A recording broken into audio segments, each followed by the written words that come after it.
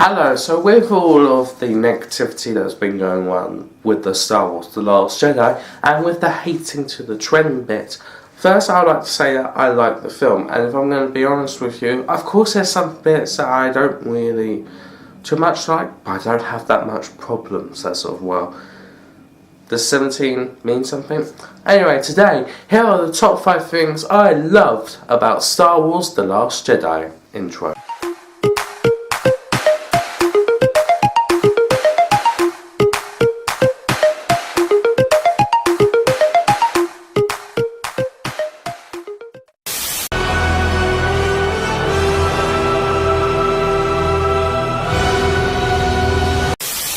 Number 5. References to the prequels and sequels, as of from the new ones to the old ones.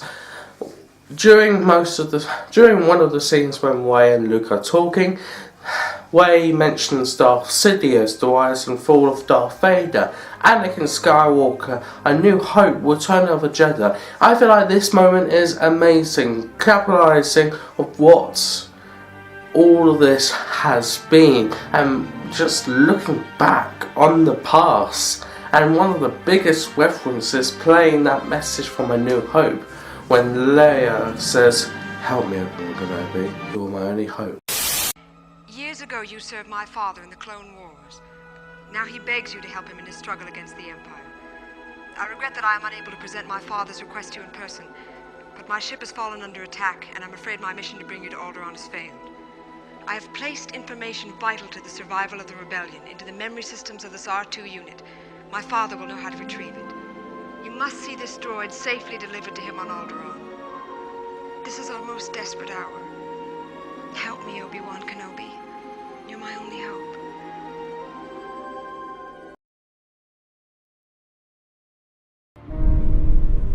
Is it possible to learn this power?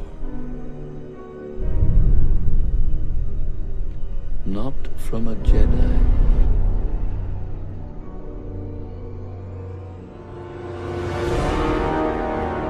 Something's happening. I'm not the Jedi I should be. I want more, and I know I shouldn't.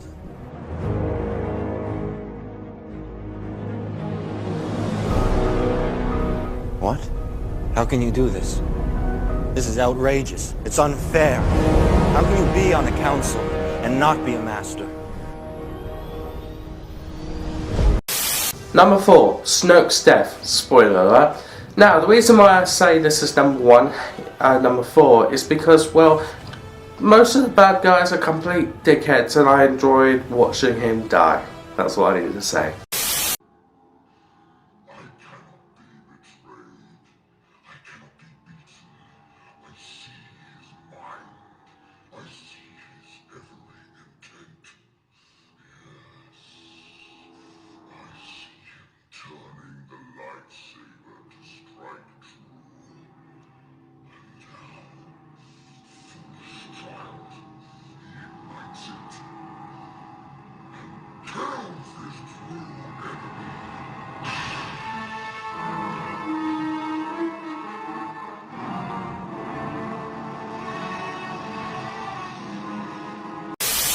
Number 3. Leia and the connections.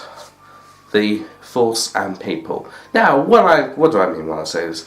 Well, in this film, they took a different approach on Leia's Force abilities. Of course, we get the mind reading and the connections and the words and whatever, but one of the things that we do get is that when Leia is out in space, she uses the Force to come back into the ship, and I've got to say, yeah, Mary Poppins moment, and you can go fuck yourself about that, but man, that moment was really, really, really amazing, and I totally enjoyed it, and connections between Luke and Rey, even more amazing.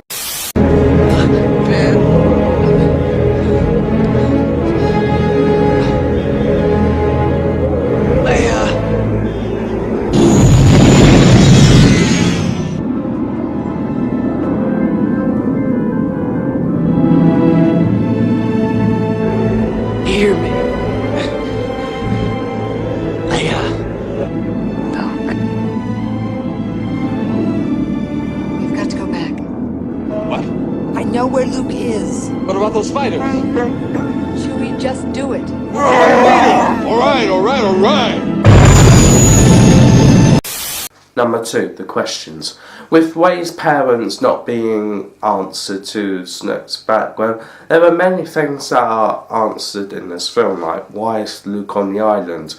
Question that's answered is that, well, he's on that island because of the torment and the memories and the loss from the Jedi Temple from when Ben and Snoke and the First Order destroyed it all. That's why he's on there. And even though we don't really get many other questions answered, I guess, well, they did try, and hopefully we can get some more questions answered within episode 9. Like, we literally thought we were going to find out who Rey's parents were, considering that if she was a nobody, then how did she get her Force abilities? Or what is Snoke's background? And many more questions that I think were answered, but my brain's gone dead.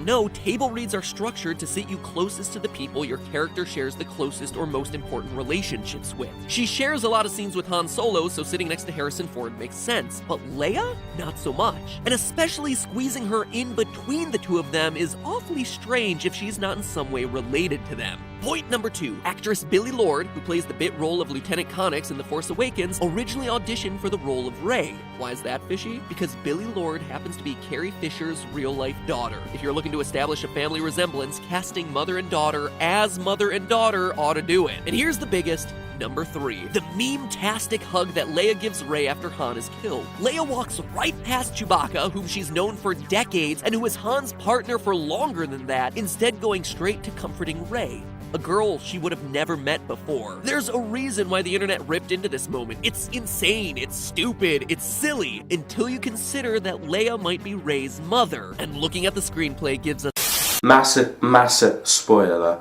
Yoda is in this film. Yeah, number 1, just Yoda. Yoda, voiced by Frank Oz and used the old puppet from Empire Strikes Back and Return of the Jedi. This brings back old memories, and if kids don't understand this, you need to watch the older films. But I like to say this is the best moment from the entire film, and I feel like that's why this film got the score that I said the other day.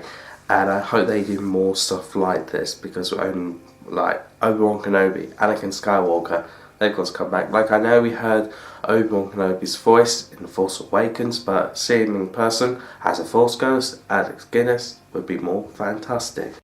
So I just want to say thank you all for watching this list-based video.